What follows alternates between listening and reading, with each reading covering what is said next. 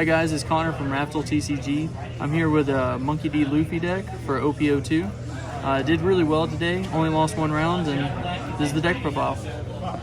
So, of course, we have our leader, Monkey D. Luffy.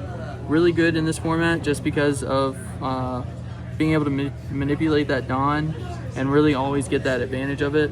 Still good from OP01. People have kind of gone away from this, but I still think it's very viable. Next, we've got 4 Otamas because, you know, Jet Pistol still a great card. Need to lower down some attacks.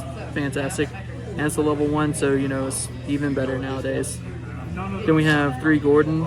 Same kind of concepts, you know, 1 cost, but this one lowers it by 3k, and plus with our next card, it's even better because you can play Makino, and she'll boost him up by 3k, making him be able to attack that leader. Then you can activate his effect, and you can lower down one of their characters by 3k. Blockers are no longer a thing. Next, of course, since we are playing a Straw Hat, we're gonna do the best searcher for Straw Hats. We're gonna do 4 Namis. You know, speaks for itself. Same thing from OP01. Just being able to search just about any card in your deck. Never a bad thing. Next, for our counters, we're running the Brooks. Just because this deck is all about manipulating that Dawn, having the Brooks that can, you know, when you rest it, play it out, you have 2 rested, put it on something, and the Luffy effect doubling up with that. Always a good thing, and mainly just a 2k counter. Going next, we have the 3 of the 2k counter. Now, some people are playing Sanji over this, which I understand, but I just like the 2k counter ability. I don't like the fact of me taking my life away from myself. It's really counterintuitive to the game, and really just puts you into some binds sometimes later down in the games, especially against purple and green, which are your hardest matchups. Then we have 4 Rono Zoro. A lot of people are propping this down to 2, maybe 3, but still just a 3 cost 5k, being able to rush, always great. Next, we have, different from our original list, we have 4 3-drop Nico Robins. At the very least, she's a 1k counter, and the fact that she can KO anything with 3k or less, really fantastic, especially with all the cards that we have that lower that attack. Just fantastic. Next, we have Vista. Same concepts, except for Vista just kind of puts in another Nico Robin for your deck. While it's not as powerful as Nico Robin, it still has that same effect where we're just gonna keep grinding and keep going. Next, we have one of the best cards I think in the deck is Brooks.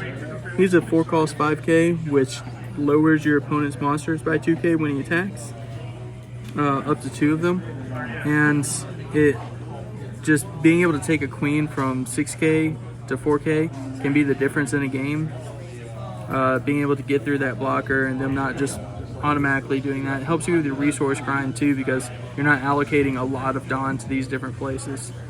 Next, of course, you have 4 of your Monkey D. Luffy's. Just a fantastic card all around. Not really much to say, you know, Dawn times 2. Blockers can't hit them. Especially easier with a Monkey D. Luffy leader. Then it's basically Dawn times 1. You're only allocating 1.